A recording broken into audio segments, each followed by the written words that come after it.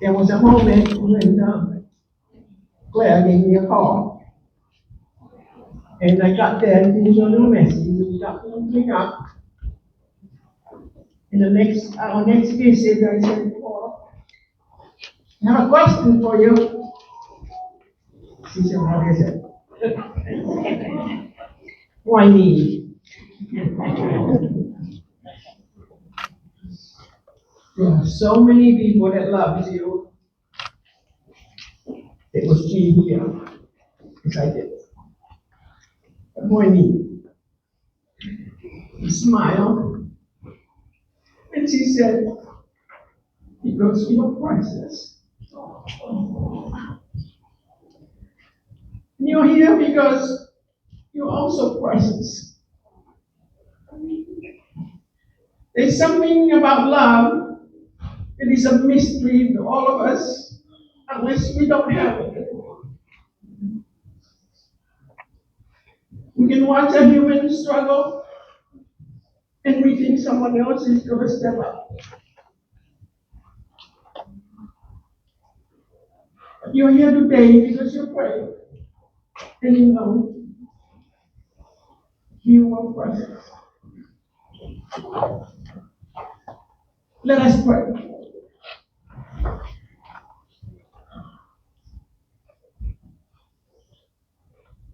Almighty God, you judge us with infinite mercy and justice and love everything you have made. We rejoice in your promise, pardon, joy, and peace to all whom you love. In your mercy, turn the darkness to death, and the dawn into new life. Bless our hope and parting with joy in heaven. In Jesus Christ our Lord. Amen. Amen. This is a reading from the Gospel of Matthew. When Jesus saw the crowds, he went up the mountain, and after he sat down, his disciples came to him. And he began to speak and taught them, saying, "Blessed are the poor in spirit, for theirs is the kingdom of heaven. Blessed are those who mourn, for they will be comforted. Blessed are the meek, for they will inherit the earth. Blessed are those who hunger and thirst for righteousness, for they will be filled. Blessed are the merciful, for they will receive mercy. Blessed are the pure in heart, for they will see God. Blessed are the peacemakers, for they will be called children of God.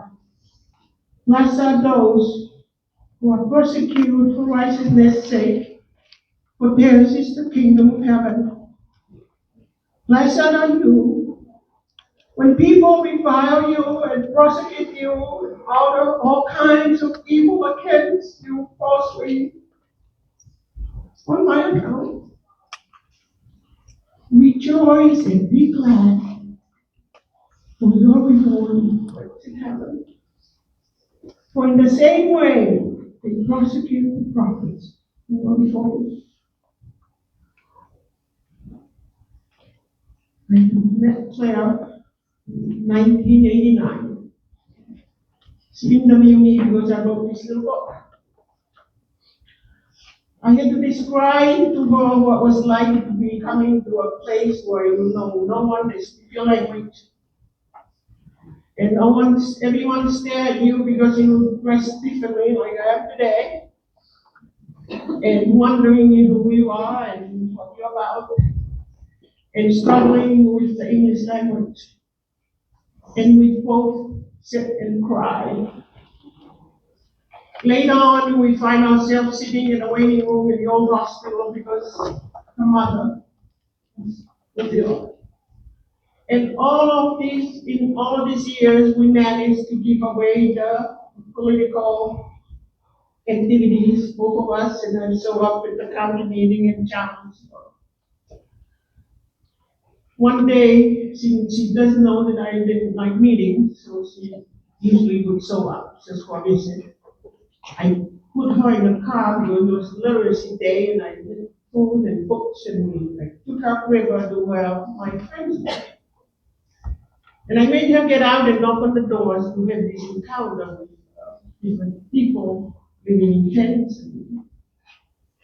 And one day stopped, we had the books, and the lady said, I can read. I said, oh, because I can't see, I don't have glasses, so I pull out my glasses and run. We got in the car and Claire laughed. She said, that's interesting. I said, what interesting?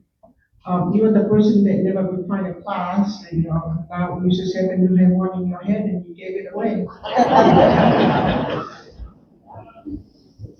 As many of you know, that there was an interview in the Oregonian years ago that she gave me the title, the Mother Teresa of America. It will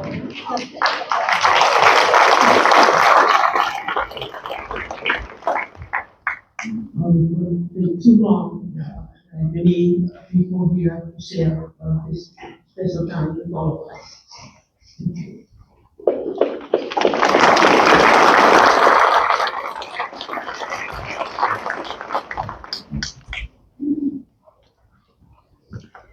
We really don't have a master of ceremonies for this event, so we're going to come up and have a program. You can see who we are, and come up one at a time and share with you.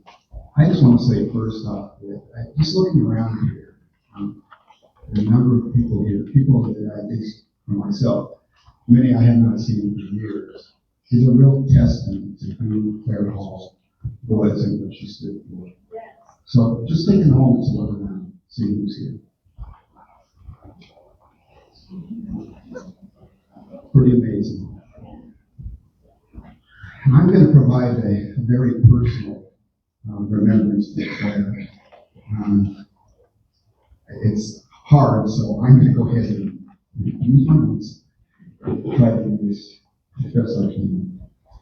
Claire Elizabeth Hall was my colleague, my friend, and my kindred spirit for nearly 30 years.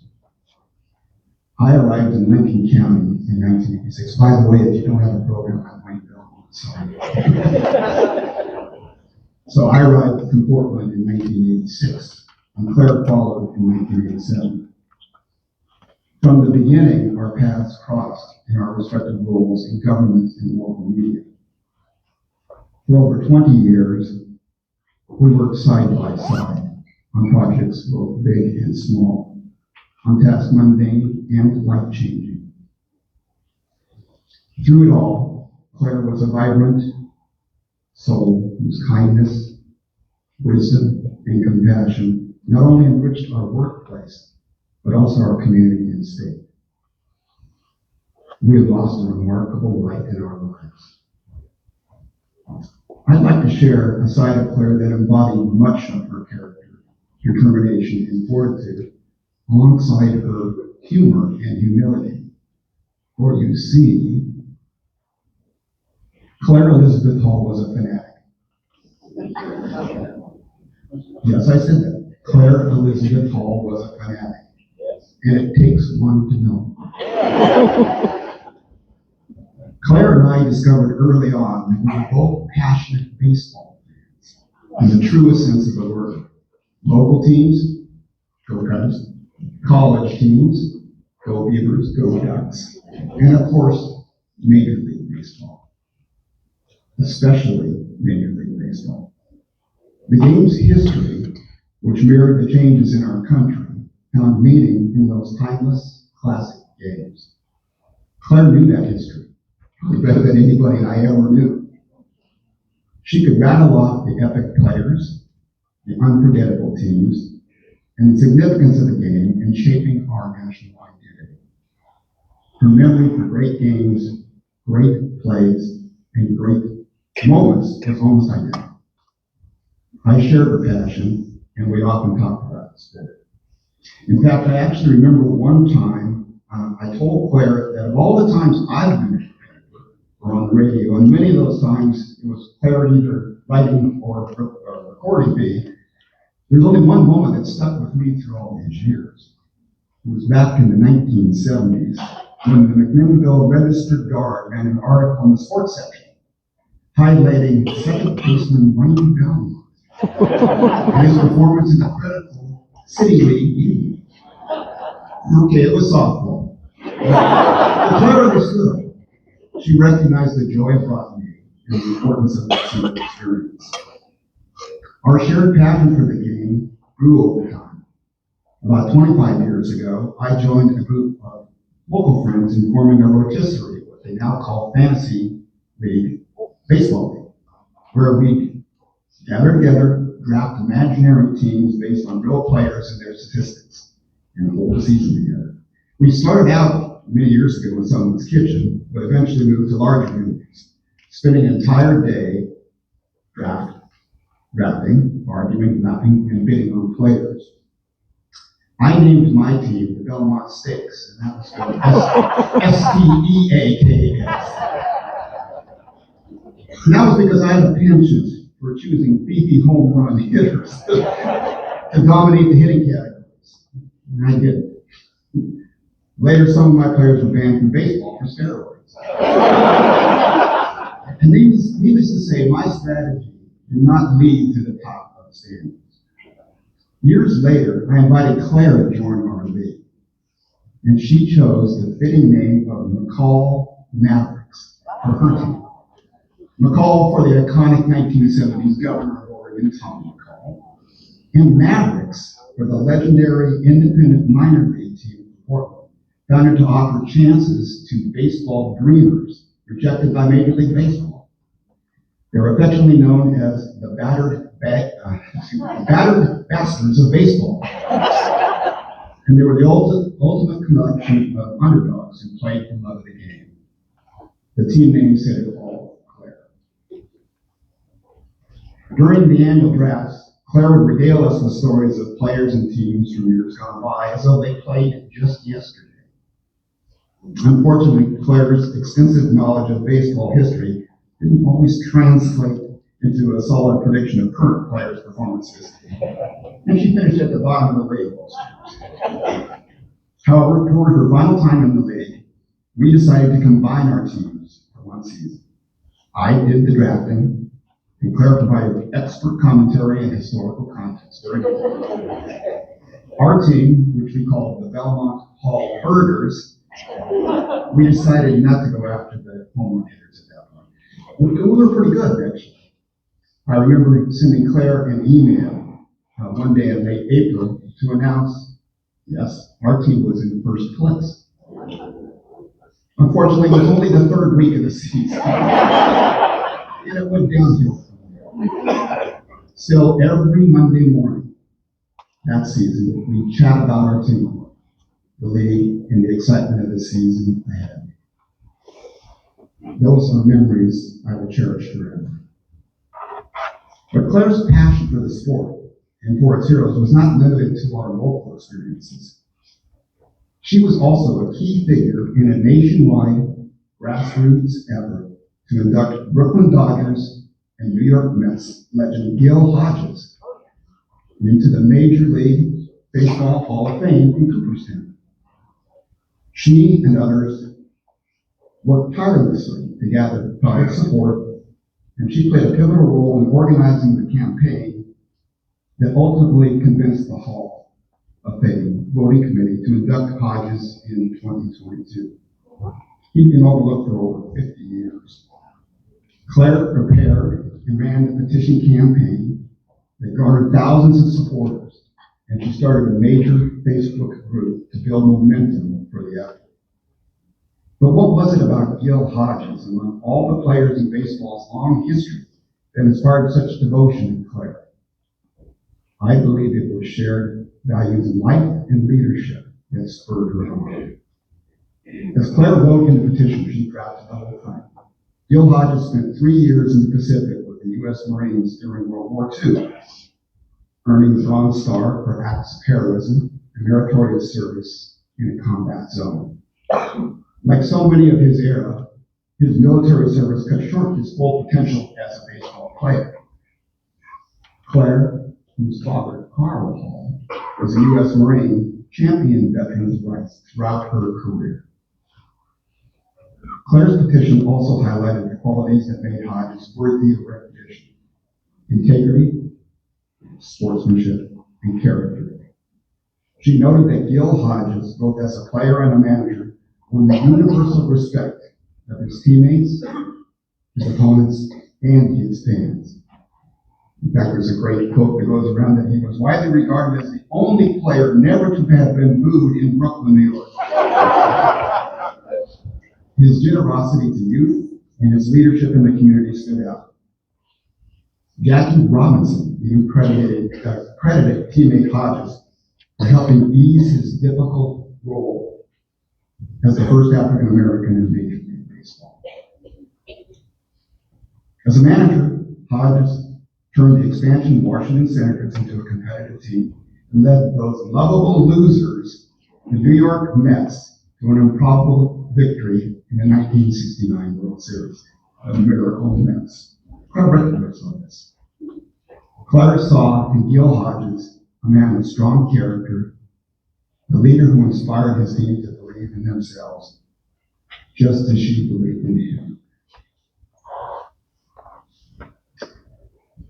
Claire's legacy, her unwavering support for the underdog, her deep integrity, and her fierce determination to champion what was right are qualities we can all honor by striving to live as she did, courageously and with an open heart.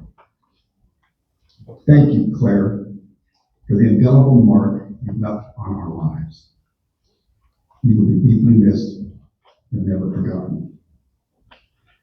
And in the immortal screed uttered at the start of every Major League Baseball game, we say to Claire one final time, "Play ball!"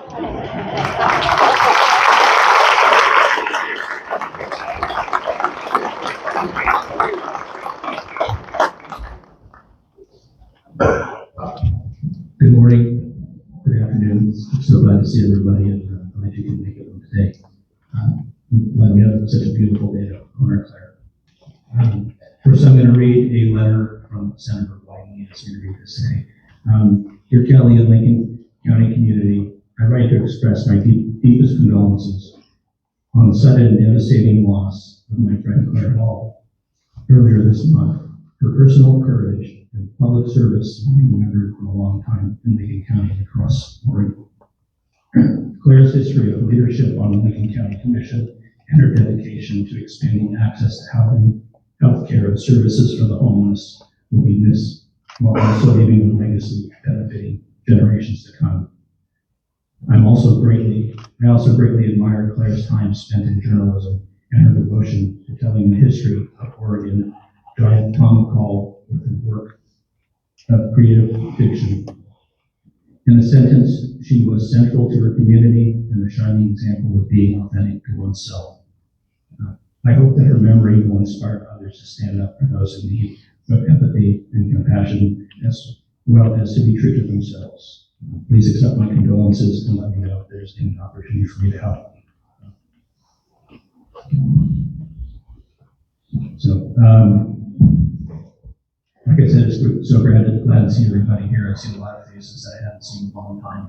I'll express my words. It is great to see everybody. That's sad. See everybody while we're here. I've known Claire for over 20 years as a radio personality, parent, elected officials, and colleague on the Lincoln County Board of Commissioners. One common theme that was always present with her was her dedication to whatever the task was at hand. In her 22 years as a commissioner, she held many positions on boards, associations, and organizations that work. Many of these positions were with organizations that work to support others, helping underrepresented communities and providing affordable housing, and just generally helping others. Taking this into consideration, over 20 years of advocacy, the number of lives that she affected cannot be easily counted. And the number that will continue, and that number will continue to be cared sorry, to be cared, and that number that will continue to be cared for will continue to grow exponentially. Public service is a calling and duty, but most importantly, a privilege.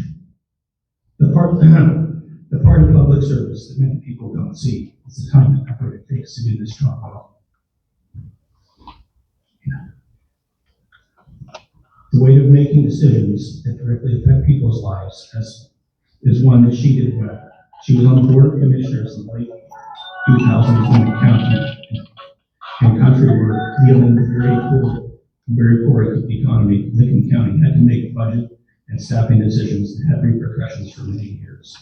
Being one of the people responsible for doing this with compassion for others while also looking out for the county cannot be easy. But the lessons one learns from this type of experience not only makes you stronger, it also gives you perspective and something to look back on when difficult situations come up again. But I can say that I don't think that Anne, her experience is good compared to what she went through.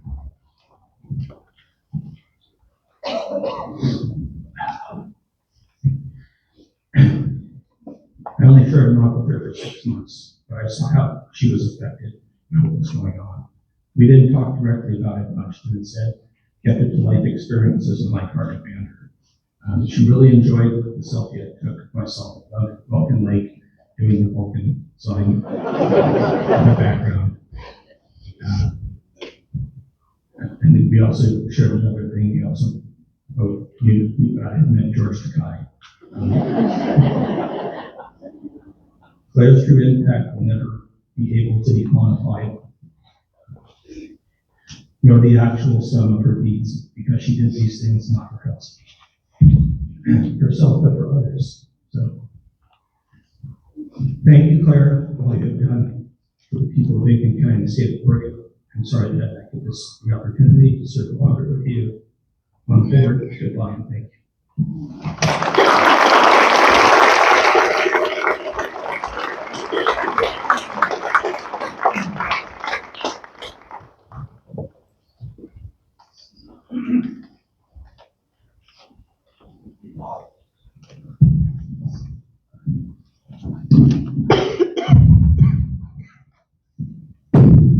Go Tigers, go Seahawks. We're going to get into teams. I just want to say, for those that don't know, I'm Debbie Kozardus. And I just wanted to say, for those who don't know, this is the trans flag. And Claire loved it.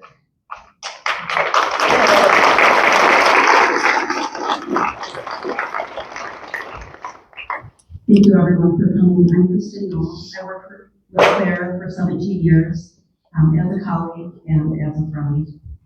Debbie and I are going to read a poem. It's entitled Two Kinds of People.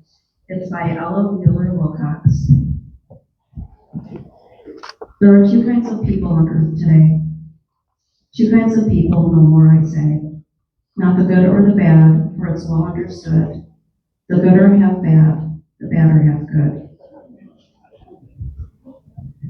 Not the happy or sad, for in the swift flying years, bring each man his laughter, each man his tears.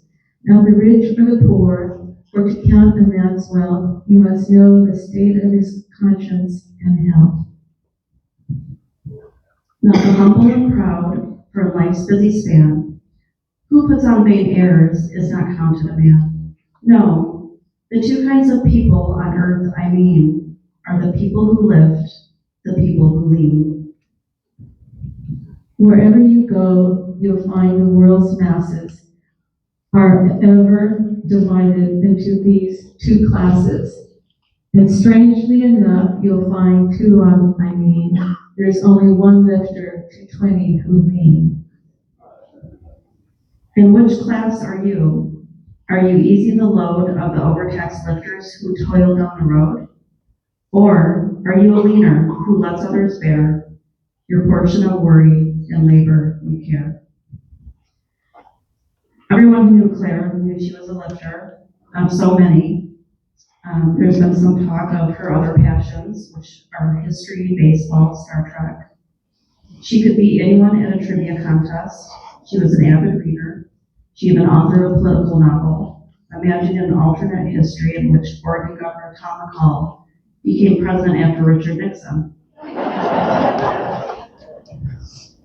Claire prioritized others before herself, led with kindness, and created countless services to improve the lives of community members. Her strength, her grace, and compassion left an indelible mark on all who knew her. She will be deeply missed and forever remembered for the kindness she gave so freely and the legacy she leaves in Lincoln County and Oregon. And she forgave everybody that hurt her. I encourage everybody in memory of Claire to care and go volunteer in your community. She would want you to volunteer at your local shelter or your food bank. Thank you.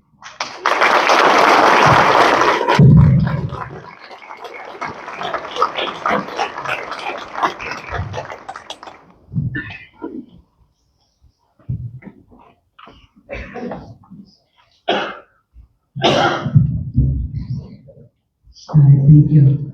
Good afternoon. My name is Chantel Estes, and I'm the program manager for Lincoln County Winter Shelter, Community Shelter Resource Center. I had the honor of working alongside Claire through the winter shelter, and I'm extremely grateful to share a few words about how and who she was when she spent it in the shelter. Some people lead by title, but Claire showed up.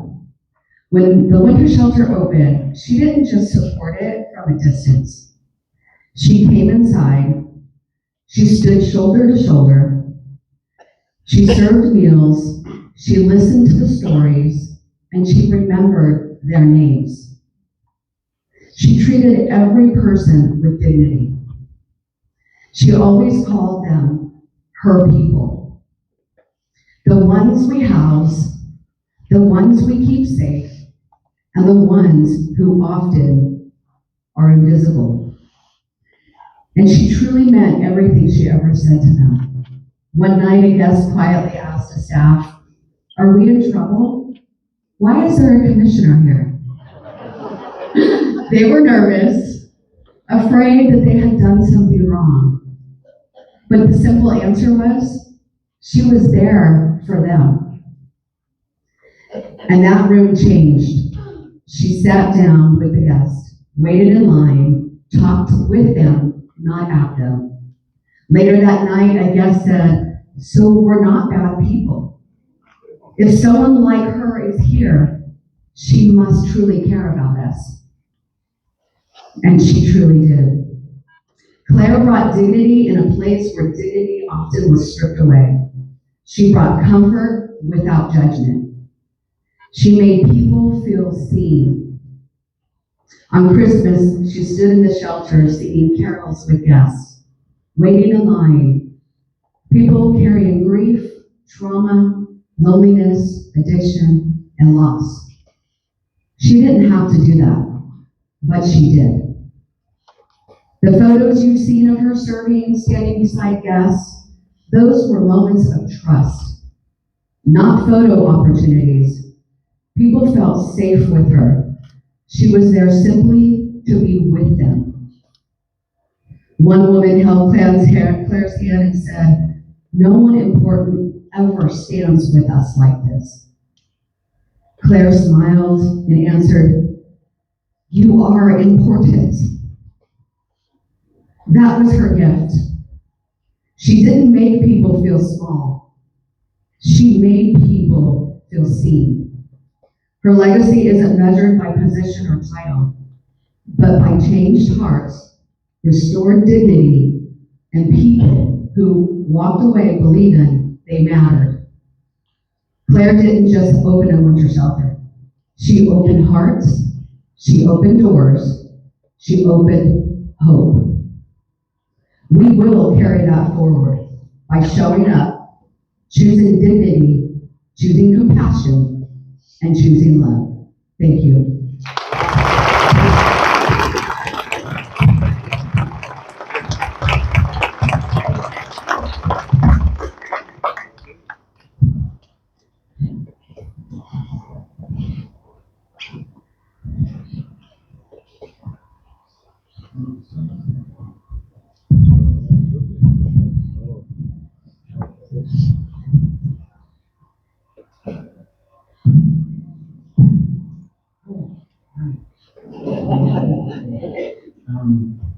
I'm Marcy Grace Frederick. I'm Director for Central Oregon Coast Science Community.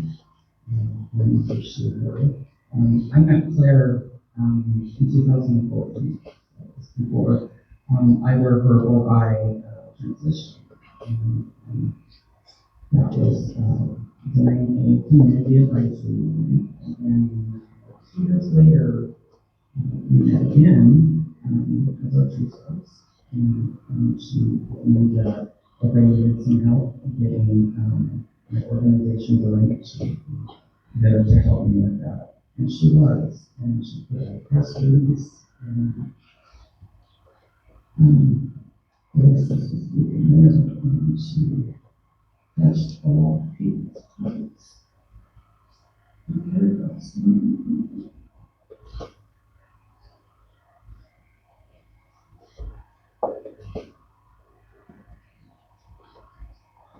It was extremely difficult to see the struggle. The hate I was going through in her last days. And people don't realize how much bullying and trauma that causes to you.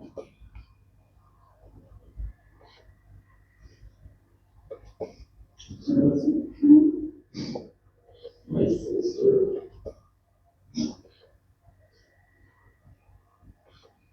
and she gave me strength every day to exist in a world that is cruel to us. And now I won't see her face and have that courage. I told her a couple months before she passed how much she loved me. And the words that she gave me every day, they seemed her and community. I know she's gone.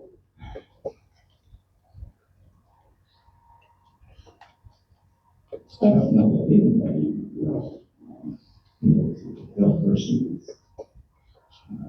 or as courageous and strong and grateful that she was. People in community and children.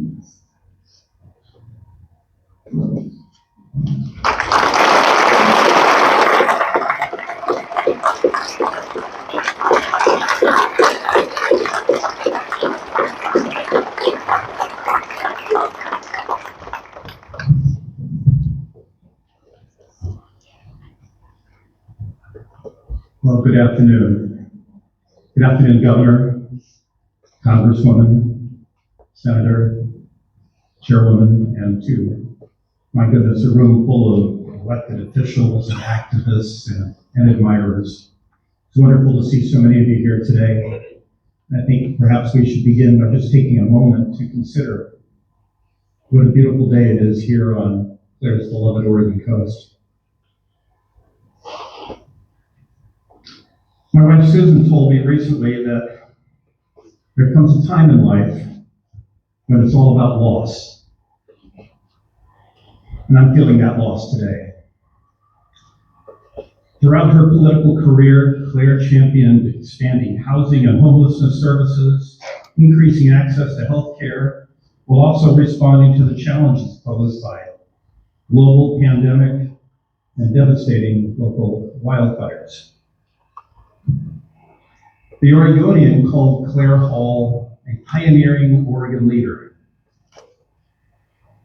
The Lincoln County Chronicle called her a longtime Lincoln County commissioner and advocate for unhoused people and affordable housing.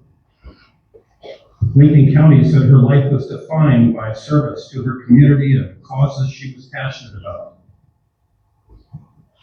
And I called her a friend. As many of you know, Claire Elizabeth Hall was born in Portland in 1959. She earned a master's degree in communications at Pacific University, and soon after she moved to Newport to work for the News Times, followed by 15 years as a news director for coastal radio stations. Claire left journalism in 2004 when she won a seat on the county commission. And over the last 21 years, she's been an advocate for people facing homelessness, affordable housing issues, reining in short-term rentals, and healthcare. She has served on local, state, and national boards for homelessness and housing issues. And according to state data, during that time, Lincoln County has netted over $50 million to build 550 affordable housing units over the past decade. So what does that really mean? Well, among the most notable projects we worked on together were the Wacoma Place, a 44-unit apartment complex in Lincoln City, designed for those displaced by the fires,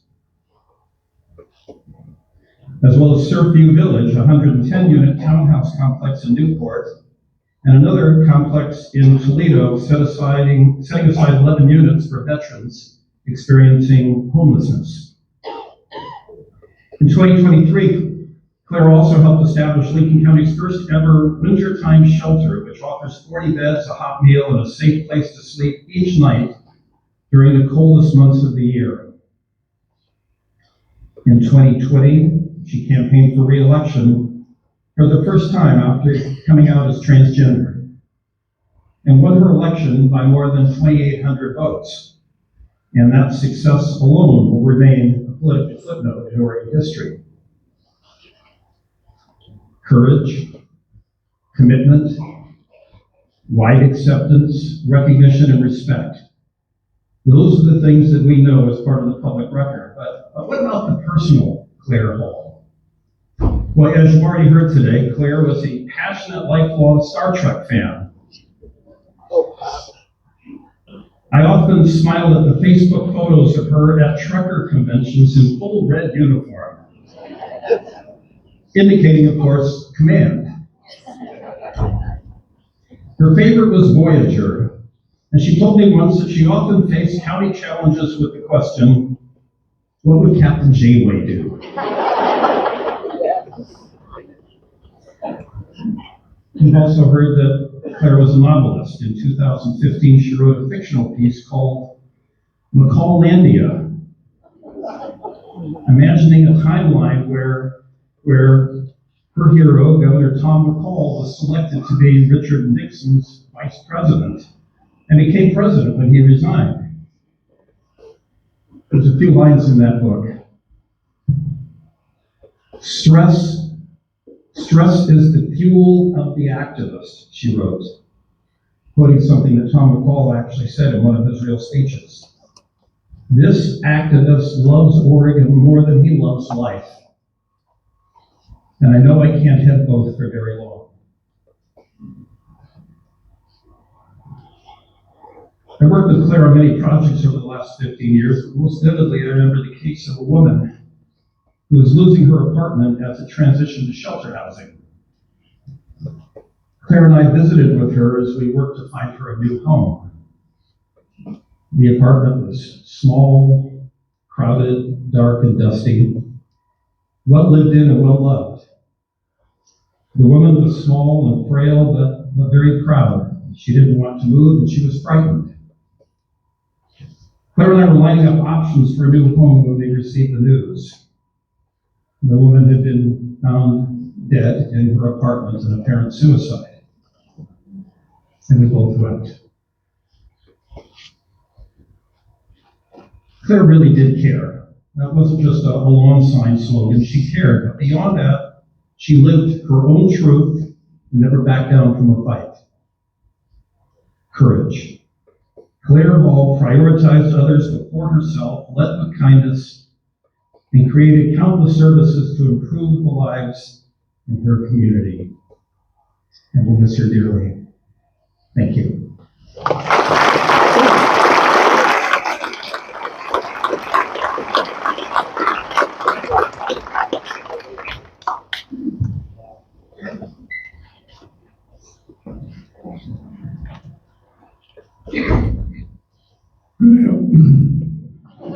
Been fighting the cold, I guess it's going to put it up here. Excuse me. For those of you that don't have a program, my name is Doug Hunt. And of the many memories, interactions, experiences I shared with Claire Hall in the 34 years that I knew her, A few come readily to mind. My first memory of meeting Claire was when she was a reporter for the Newport News Times, and I was appointed to the Lincoln County School Board in 1991. I found Claire to be an accurate, honest, fair, and knowledgeable reporter. In 2012, I was appointed to the County Board of Directors, Board of Commissioners, and worked alongside Claire in her role as a county commissioner for 10 years. It was during this time, and you'll hear more about the baseball. But it was during this time that I learned Claire attended Pacific University and in 1981 did a Bachelor of Arts in Communications. She had taken some political science classes that had been taught by my father, and I was able to locate my father's grade books.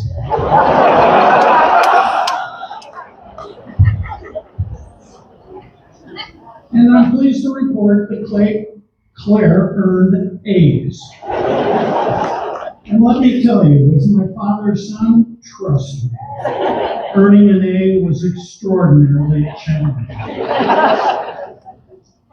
Many knew Claire was a savant, including when it came to baseball. And I remember I decided to test her knowledge about the 1956 World Series. Okay, so what's so famous about the 1956 World Series? In Game 5, the New York Yankees' Don Larson pitched a perfect game. Now, for those of you that aren't baseball nuts, a perfect game means he faced 27 batters, the absolute minimum, 3 per inning. There were no hits, there were no runs, there were no errors. A perfect game. So I decided I'd better do some homework. And I asked Claire who pitched for the New York Yankees the next day after Don Larson's perfect game. She knew the Yankee pitchers and without hesitation correctly named Bob Turley on her second guess. It only took 2, but she knew them all. I was convinced she was indeed a savant, which underscored the frequent participation on numerous trivia quiz teams. Finally, I was honored to serve as a county commissioner with Claire for 10 years before my retirement after 2022. I found Claire to be deeply caring, an individual always concerned about others, and one who is actively engaged in improving the lives of the less fortunate. She successfully expanded veteran services, sponsored open warming shelters in the cold winter, and championed housing for veterans and the homeless. Successful projects include the Coma Place in Ocean City, Surfing Village in Newport, Hysteria Gardens in Yahas, and Blackberry Hill in Toledo, to name a few. Claire will be missed. She faced numerous challenges, with a strong voice for causes she held dear. And for our county, she did make a difference, bettering the lives of others.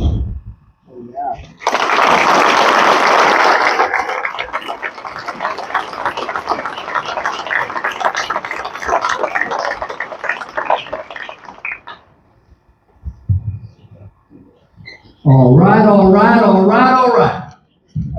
I am Otto Husing, and I am very pleased to be here. I am the planning director for Lincoln County, but of course, that doesn't matter. Who cares about that? I am here because I am a very dear and long friend of Claire. So, yesterday one of my good friends said, "Are you all prepared for today? You got it all worked out?" Well, I'm there. I have it all. I spent a lot of time thinking about what I was going to say today. I had it all broken out. I was ready to go.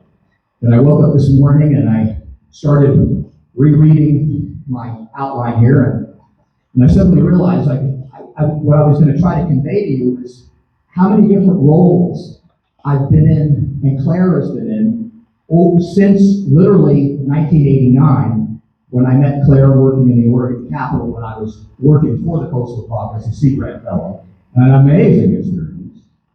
And we had a tremendous session. Oh my God, we had so many rock stars, and we really had the legislature pretty wired because of the wonderful people we had. And Claire got to be a part of that because she came over as a reporter and interviewed me. And it was a flattering article in the News Times, and of course I was happy to see that. And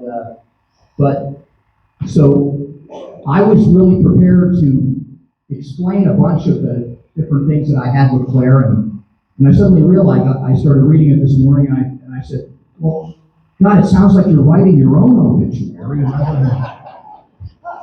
What that won't do. So in a very pleasant moment, I just started striking out. Well, and I showed her a few people here that are saying, thank God. It's not going to go on. I will be disciplined here. So I really want to make this about Claire. And the thing is, I was friends with Claire for so long. But in 2012, I made a very fateful choice to change jobs and come and work for Lincoln County. So Claire, who had been my friend, now is my boss. And great boss, right? And Claire belongs to an era of Oregon elected officials where facts mattered, where you didn't lie, right?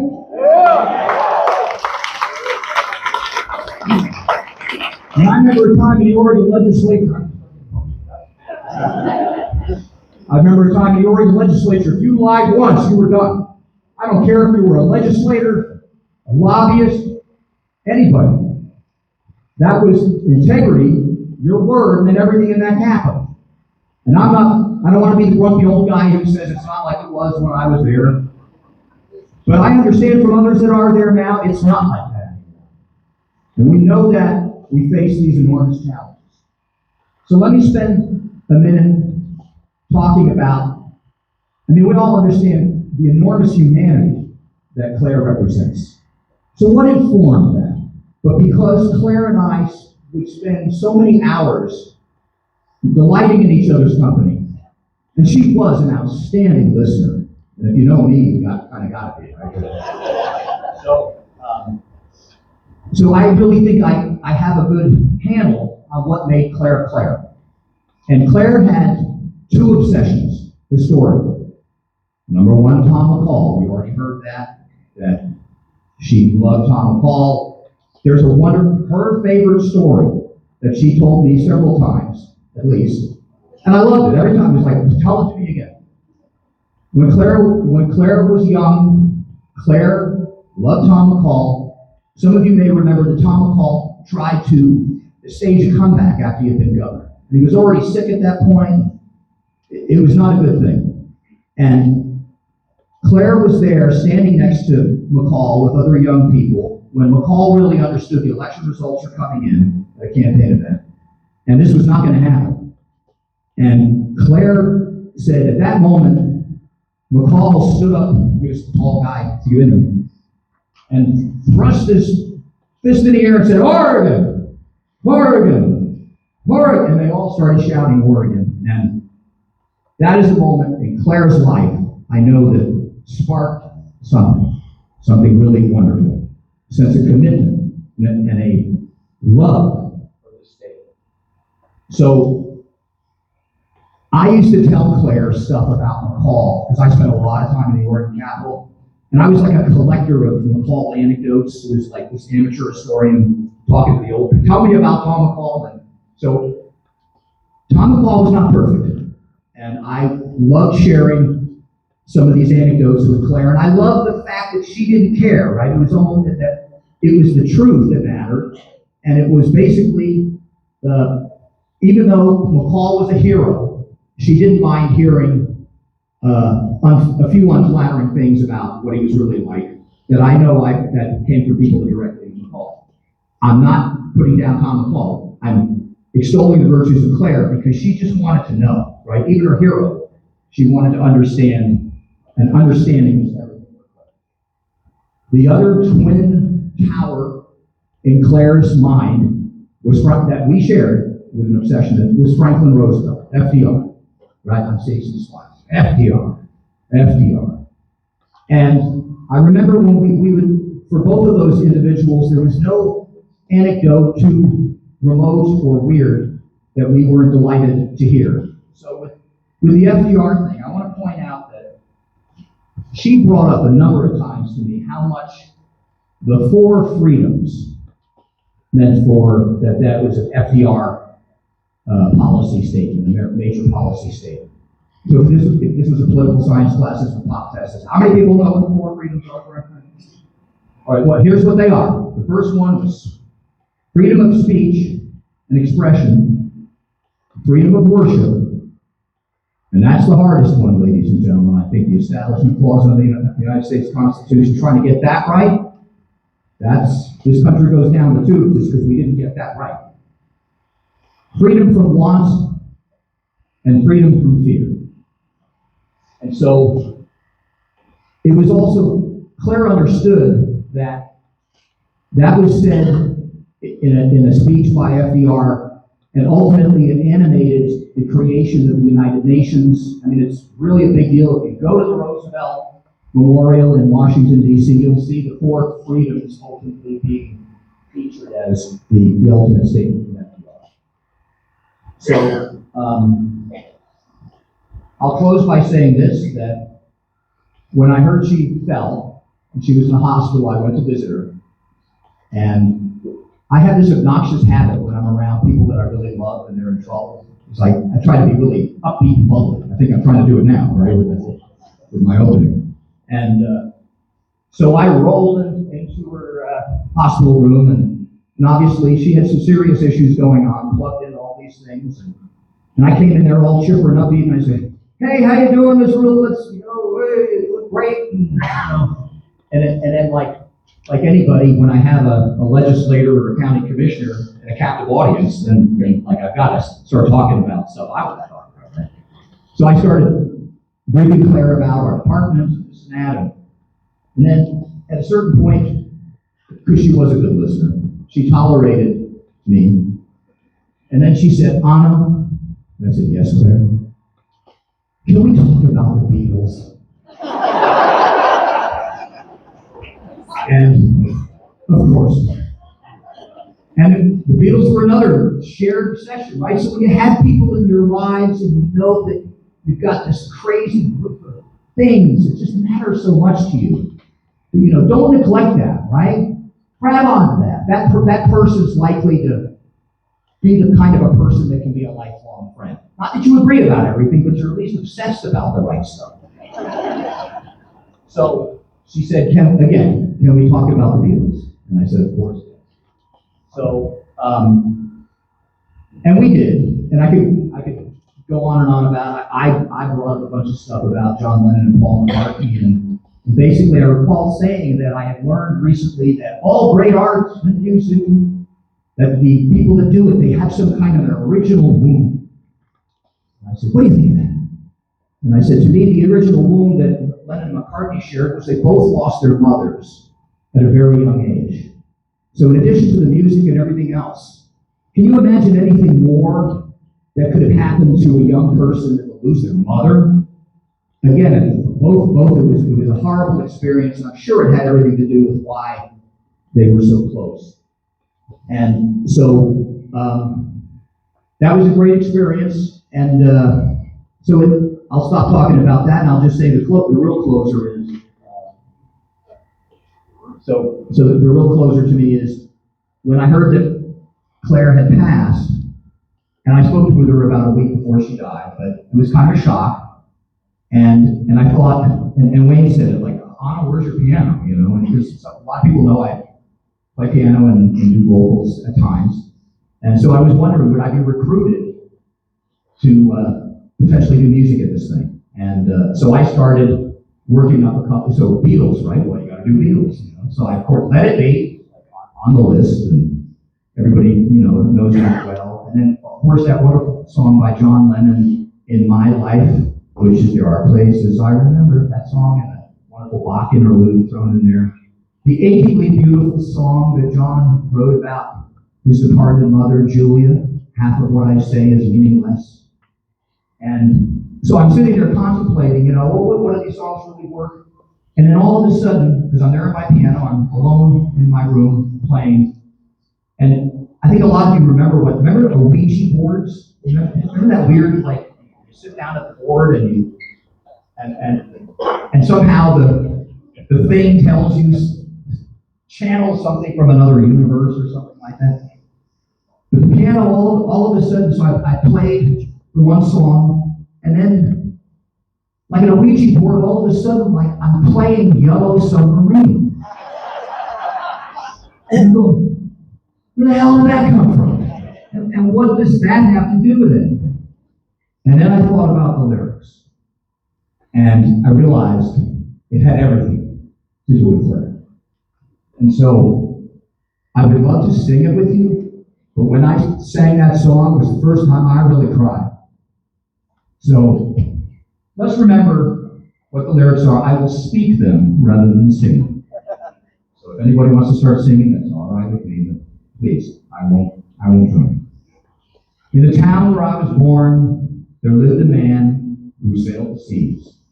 And he told us about his life in the land of submarines. This is my favorite part of the song. So we sailed up to the sun, till we found a sea of green. And we lived beneath the waves in our yellow submarine. And all our friends are all aboard. Many more of them live next door. And the band begins to play. And so, what is that all about? It's all about home. It's all about taking care of each other. It's all about not blaming people for some of the choices that they've made in their lives. I really enjoyed the commentaries about the shelter. That's Claire. That was Claire. So again, I feel extraordinarily privileged to be here. Claire would love to see this crowd. I've been to some of these things in the past, and I've often wondered, people look at it and say, I wonder if I could draw a crowd like this if I could do it as me, right? So thank you very much, and God bless Claire and her legacy. Let's keep it going.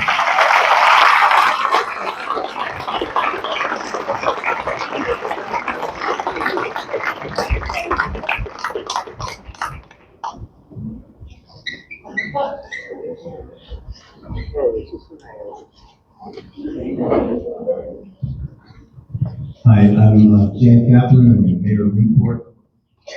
I'm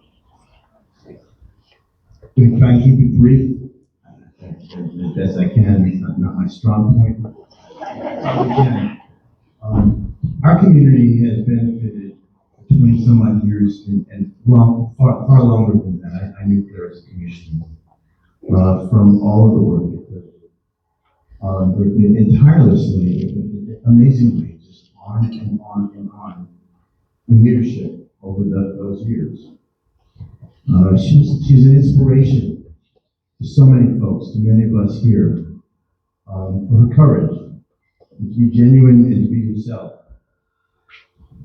She stood firm against the kind of political pettiness and attacks that come with being an elected leader.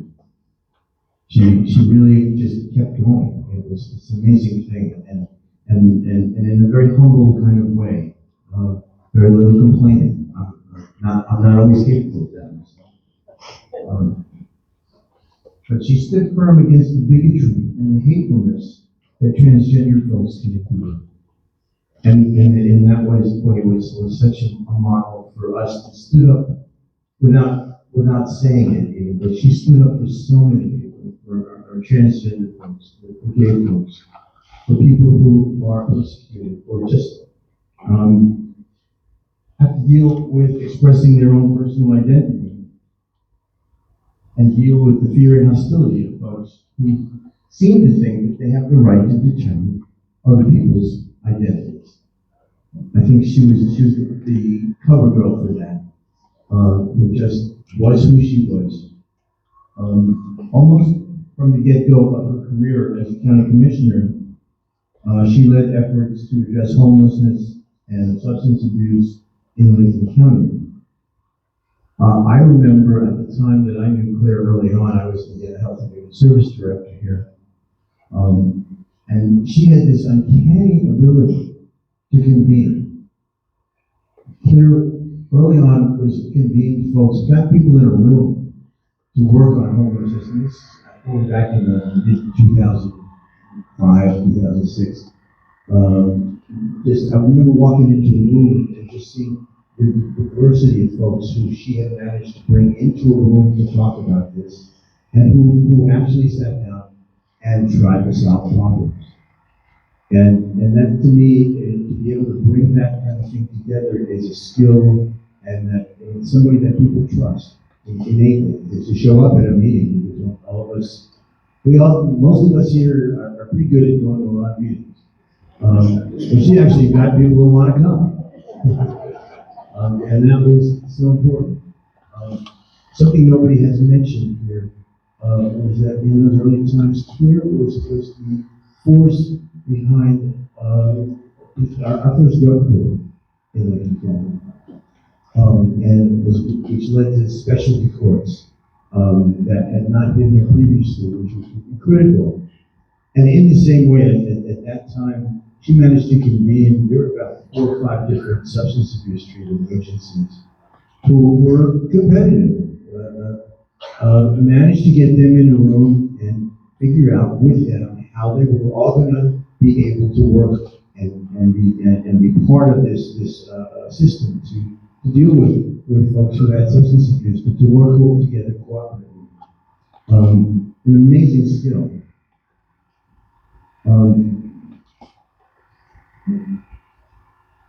So I just knew her as someone who worked very, very hard. I didn't have a close personal relationship with Claire, but I don't know how many rooms I've walked into it. God, she's sharing this one too. I don't know how she did it. Maybe a relative took a step back, but she just did that. And she was just someone who worked very hard to understand issues, understand problems, and was devoted to coming to the best solutions possible. She was kind, she was gentle, and then she was fierce. She selflessly gave of herself in the service of others, and her impact on this community will be felt for many years to come. She was truly an inspiration to me and to many others. I'm a better person for having known her, and I will miss her. Thank you.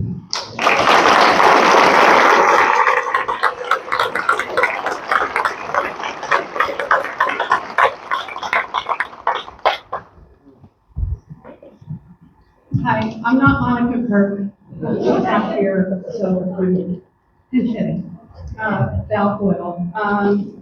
Claire was a good friend. And my mother's Irish, and the Irish tradition, she always used to say, like, we're really into funerals and works. It's like a cultural thing.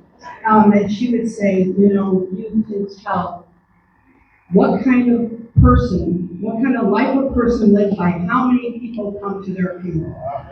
There is no greater sin than having 3 people at your funeral. Right? And what we have to remember is that for every single person here, there were hundreds of others whose lives were touched by Claire, by her kindness. She met everyone that she met and saw them as they were. And it didn't matter, from the most important person to the person that was on the street, she met them with an open heart.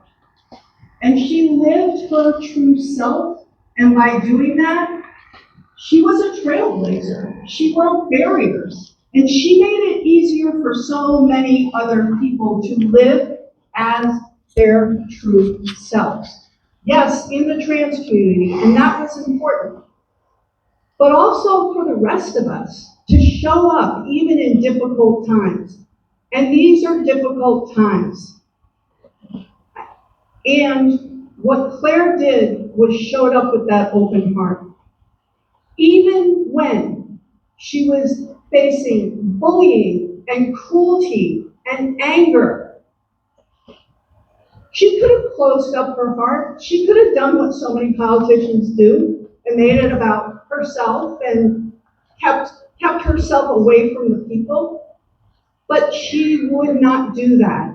And that caused her great pain, but it also was a gift to all of us and to her, because she was not going to back down. What Claire taught me is that in times like these, when there's so much fear and there's so much hatred and there's so much anger and there's so much divisiveness, you don't have to show up with your fists up all the time. This is a lesson I really try to learn every single day. Not always successful. But she showed me by living it that kindness is not weakness. That kindness is not weakness. That kindness and love is a strength. She was not a show horse, although when she walked into a room, everyone knew she was there. She had us laughing, and there were sparkles. But she was the workhorse, the one who got things done, the one who said, if this needs to happen, I'll show up and roll up my sleeves and work alongside anybody. She didn't just talk about things, she made a difference in all of our lives in this community that she loved so dearly. So the way I will honor her life is to try and meet this moment with an open heart like she did. Showing that kindness, showing that understanding, meeting people where they are, and not backing down for the things that really matter. And what mattered to Claire was this community.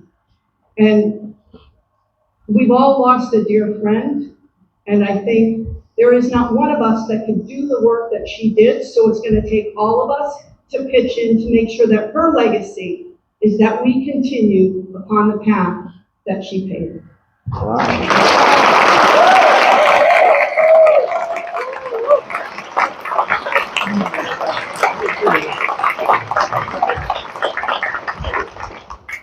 Why did I have to follow Val?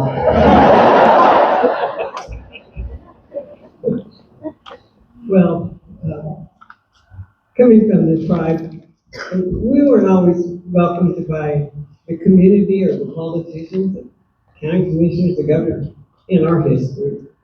And so back in the day when I first met Claire, she was a housing advocate then and an advocate for healthcare, and we all had the same purpose. And as I listened to all the speakers, I've been to a few funerals, it always amazes me that we can't say all of these nice things to the people when they're alive, when they're sitting in front of us, and when we can honor them with a gift or just a thank you, something that makes us feel better and makes them feel better. We always wait until they're gone to tell them what we really think of them. So I really appreciate the warmth and the feeling that Claire gave us working with the county commissioners. We have a great relationship. Working with the governor's office, working with local mayors and everyone. She's kind of led the way. And when we asked for a meeting with the county, she was the first one to jump right in and talk about the issues that we had that were common issues for both of us. She was a very kind person, and I think everyone has said that. And she was patient, and she was a great leader, and it's something that we all could benefit from. And I liked your comment, Val, about it's hard to have an ugly feeling about what you do when bad things happen, and that doesn't work. And so I appreciate those words. But with regards to Claire, she was responsive. She was a real warrior for this community and for the state of Oregon. I watched her on TV when she was, I think it was a presentation before the House of Representatives. And we will miss her. We always enjoyed her laugh. She would have lunch with us every now and then and dinner at times, but she saw what needed to be done in the county with regards to housing and with regards to healthcare. And she was a real warrior in the community, and we will miss her. And our prayers are with her family and her friends, and I never heard much about her family, but I heard a lot about her friends.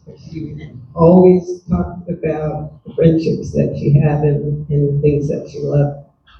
So thank you all.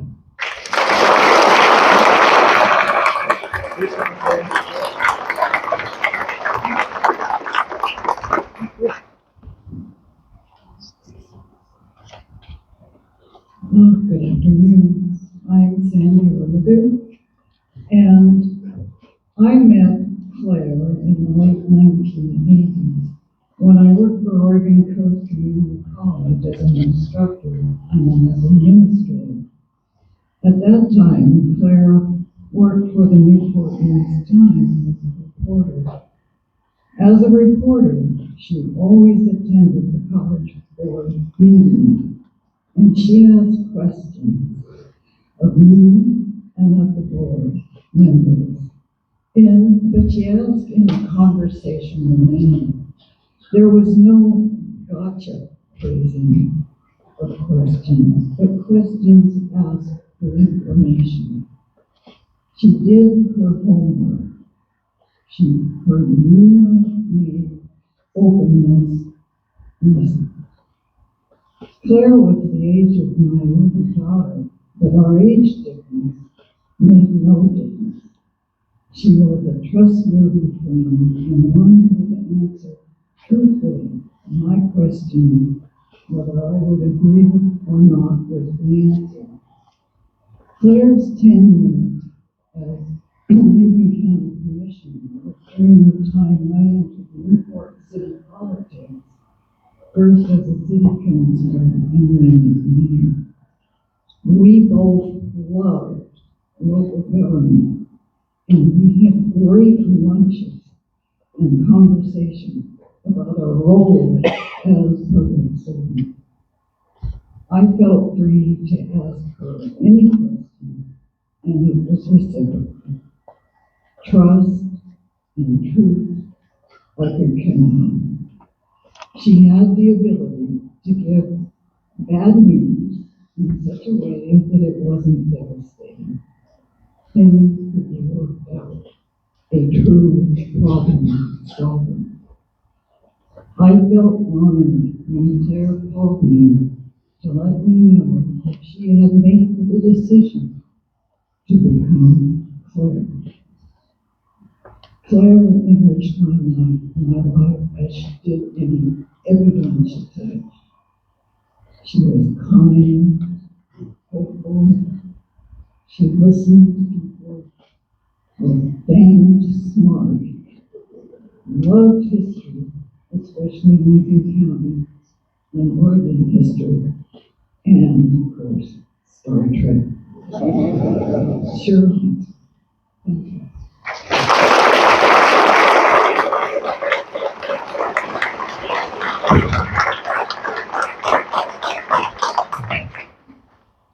Hello, everyone. I'm Gabriel Schechter, the bonus speaker on the program. Like a lot of Claire's good friends who can't be here today, I met her through baseball pages on Facebook about 15 years ago when I was looking at the Baseball Hall of Fame. I moved back to Oregon 8 years ago and actually met her the very week that she had begun her transition. Became close friends, and I can tell you, since the pandemic, we talk every day on the phone for 20 or 30 minutes. Became very close. And I want to tell you that she brought the same compassion, and idealism to baseball that she did to everything else in her life. And she turned her compassion mainly on Brooklyn and the people in Brooklyn who were devastated when the Dodgers left for Los Angeles in 1957, a few years before Claire was born. One thing she did was to write a novel for baseball equivalent of Paul Ambia, alternate history in which the Dodgers stayed in Brooklyn forever. Wait till I tell you the hero of the novel. The president of the Brooklyn Dodgers, who does everything that it takes to keep the Dodgers in Brooklyn. You ready for this? John F. Kennedy.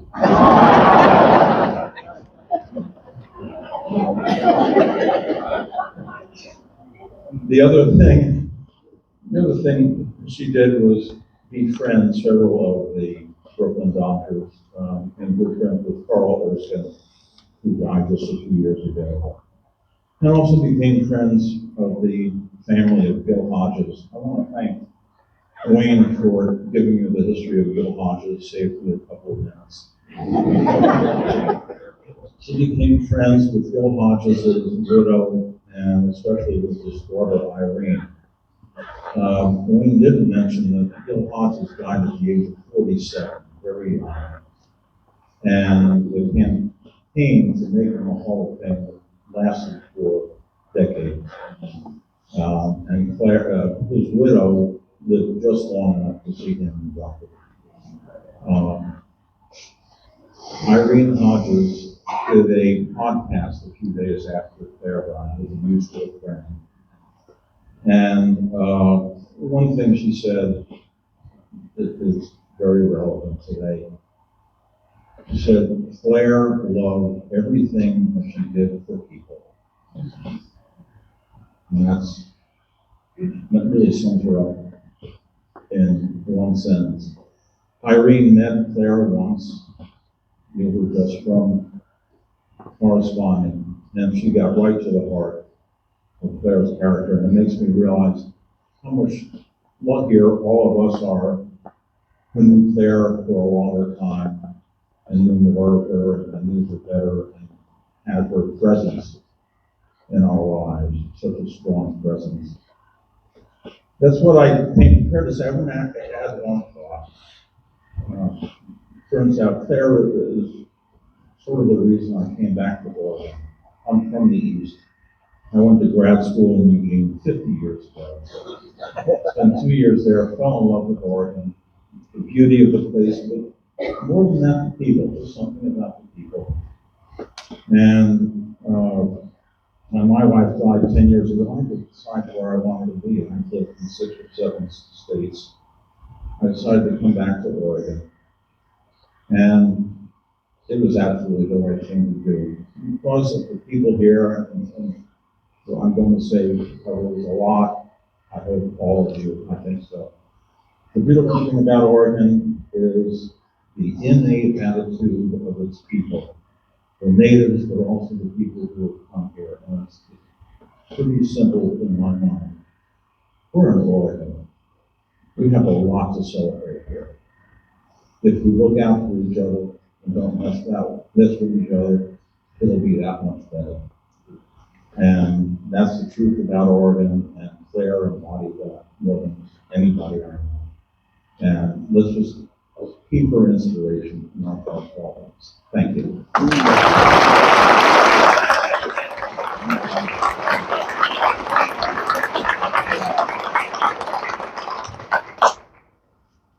Excuse my interruption,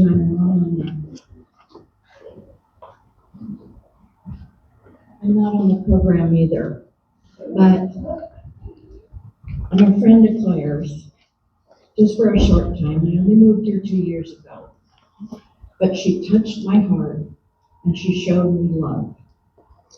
And when I heard there was going to be a recall, I said, oh no, that won't do.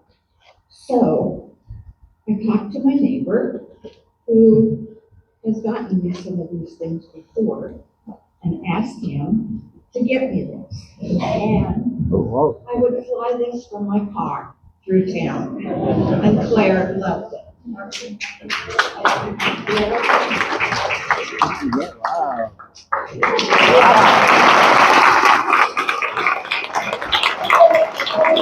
Now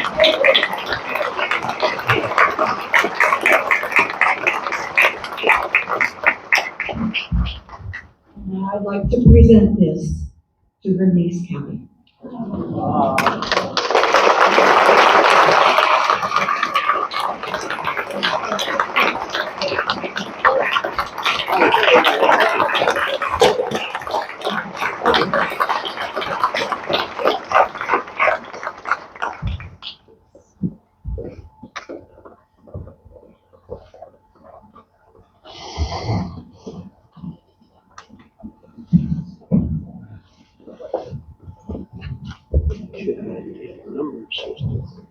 Can everybody hear me okay?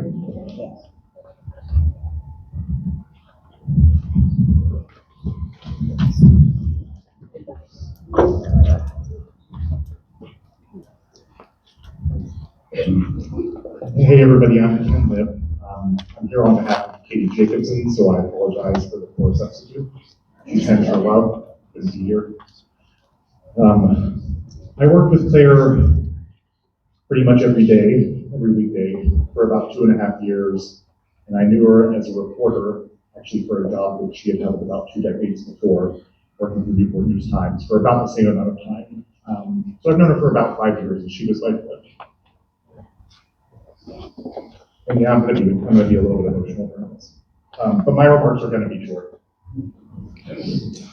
I don't think I actually met her until April of 2022, 2 years after I got here, right at the beginning of the pandemic, because of the shutdowns. It was, I think, the first in-person meeting the board of commissioners had since then, and it was really contentious. And Claire was really brave and decisive, and she was chairing the meeting, and she recruited her gavel a whole bunch to keep people from clapping. I don't want to get into the details of the meeting, some people may remember it.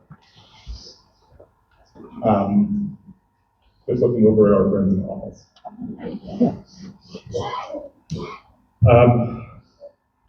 I remember learning, it was actually a little while after I got here and had been writing stories about her, that there was a transgender woman, and being so impressed by that bravery.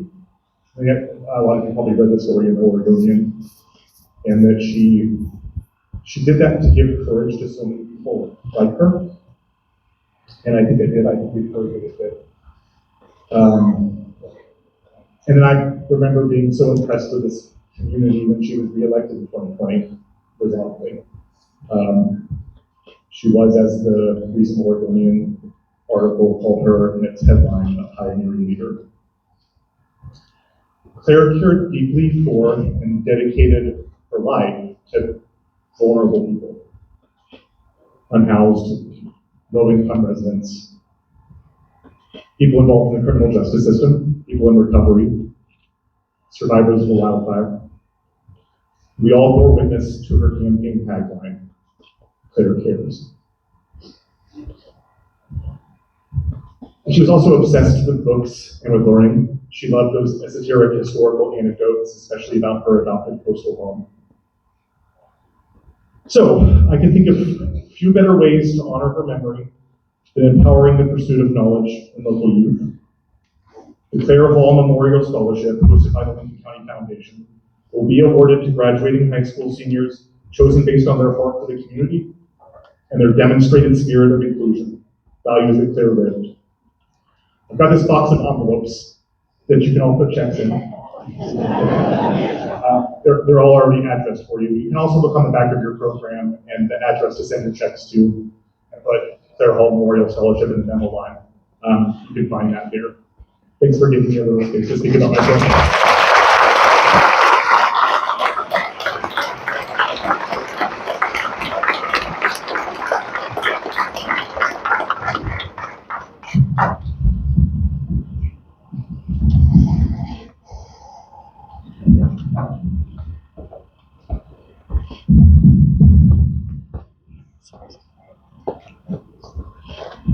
It's wonderful to have someone here to assist the short people.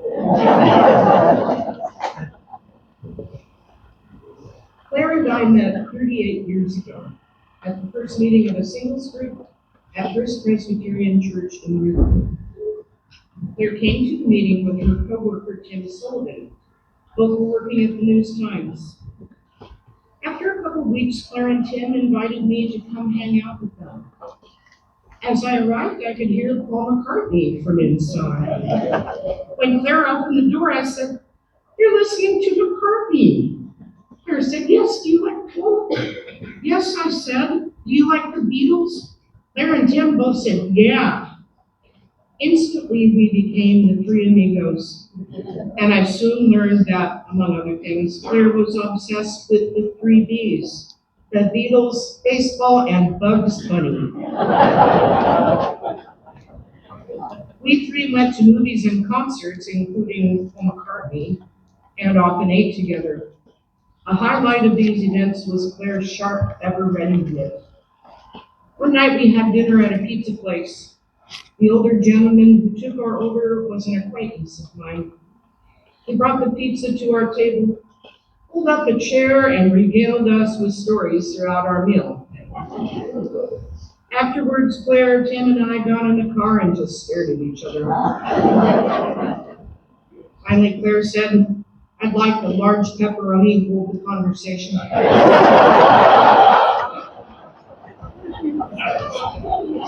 It was always like that.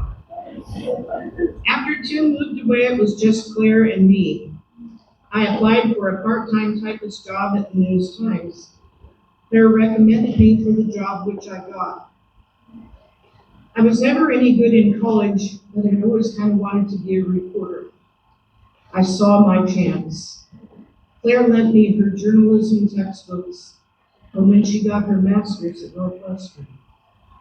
I read all the textbooks except the parts about sports reporting. In the evenings, I'd go to work the next day and apply what I'd learned the previous week. Before long, I was offered a full-time job writing business stories in addition to typing. After I moved away, I got a job at the Corvallis Gazette-Times. I owe my 18-year news career to Claire's support. I like to think the support went both ways. Once she asked me what I would think about her running for county commissioner. I reminded her that once I had told her I thought she would be great in public office. I asked how much it paid in relation to her current job at a radio station. I was shocked. She was making less money than I was. I said, "Why are we even having this conversation? Don't file to run for county commissioner." And we all know how well she did with that. We stayed in touch over the years. One day she asked me to go see a movie with her in Corvallis. She picked me up, then pulled over in a couple of blocks and did her big reveal. She would henceforth be living as Claire. I was surprised, but immediately started to accept this change. She began babbling excitedly and said, "Isn't there a Ross Dress for Less around here?" We ditched the movie and drove to Ross. Claire recently reminded me that on our way into the store, I grabbed her hand and said, "Yay, I have a new shopping buddy." A few visits later, Claire asked me if I noticed anything different about her, besides her appearance. I thought for a moment and said, "Yes, you seem much more present. You used to seem preoccupied all the time." She smiled and nodded. "Right," she said. "I was always thinking about hiding my truth." I'm so grateful she got to live the life she was meant to lead, even if it was for only a few years. Last fall, Claire spent some time in the hospital. I visited her there 4 times. The last time was the best. She was feeling better and was quite animated. We talked and laughed for 2 hours. It was the last time I would see her. On the phone a couple months ago, Claire told me she planned to write her memoir this year. Though we'll never get to read it, we can still read Nicole Mann. Claire loved the saying, "She flies with her own wings," which is Oregon's state motto. Claire saw that motto many times on the masthead of the Oregon Journal, which she started reading when she was about 10. After Claire made her transition, I found a pin with this saying and bought it for her. She wore it proudly. Some years back, I attended the memorial service for Claire's mother, Jane Hall. Claire gave a wonderful eulogy, speaking of the years her mother lived with her in Newport. Claire recalled how she would say to her mother each night, "Good night, Mom, I'll see you in the morning." She repeated this phrase as the conclusion of Jane Hall's eulogy. And so I say today, good night, Claire. We will see you in the morning.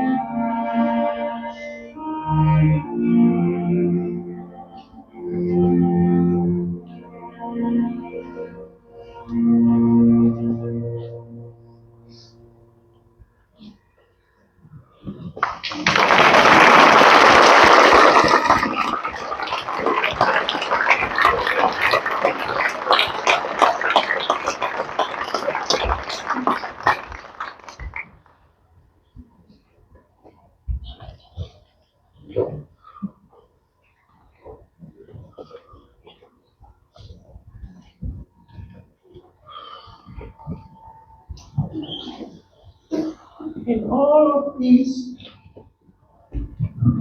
words bring us great sorrow and a deep joy.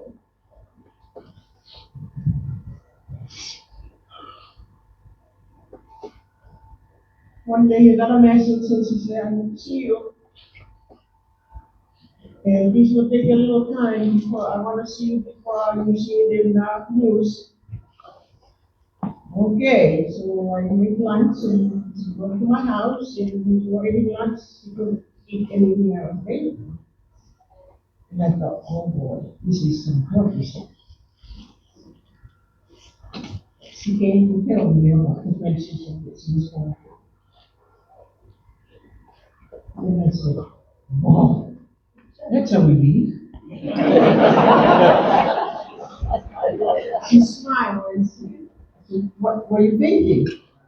Well, I was thinking maybe you're quitting your job and you may ask me to run for the commission.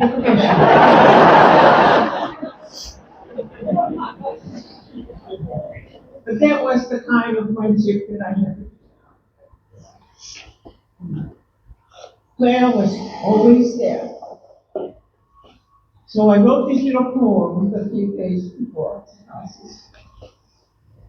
And it went like this. Everywhere in the street there are signs that said, Claire, don't kid. I want you to remember and to know, Claire, you were always there. No matter how bad I was and how deep I could disagree with you, you were always there. I always see you in the corner of my eyes. And the day I was broken because my husband was lost, you were there in the corner of my eyes.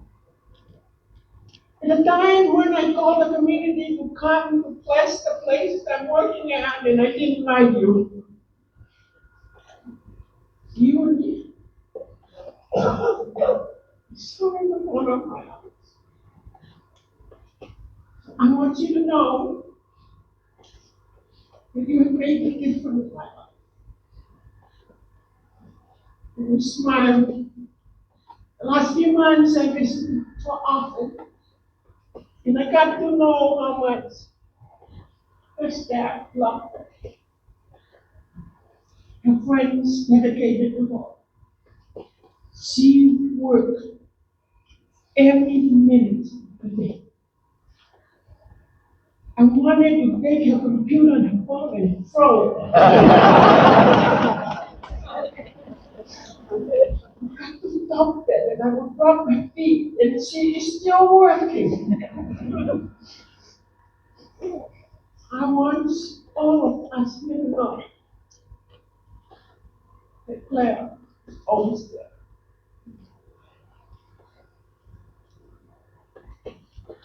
She'll be coming around the mountain when she comes. She'll be coming around the mountain when she comes. She'll be coming around the mountain. She'll be coming around the mountain. She'll be coming around the mountain when she comes. She'll be around the mountain when she comes. She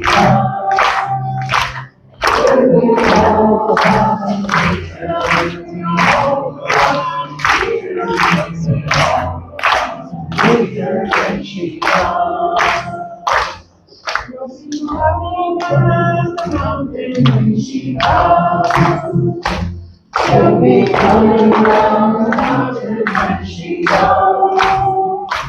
She'll be coming around the mountain. She'll be coming around the mountain. She'll be coming around the mountain when she goes. Let us pray. God, our comforter, you are the refuge and strength for us, a helper close at hand in time of distress.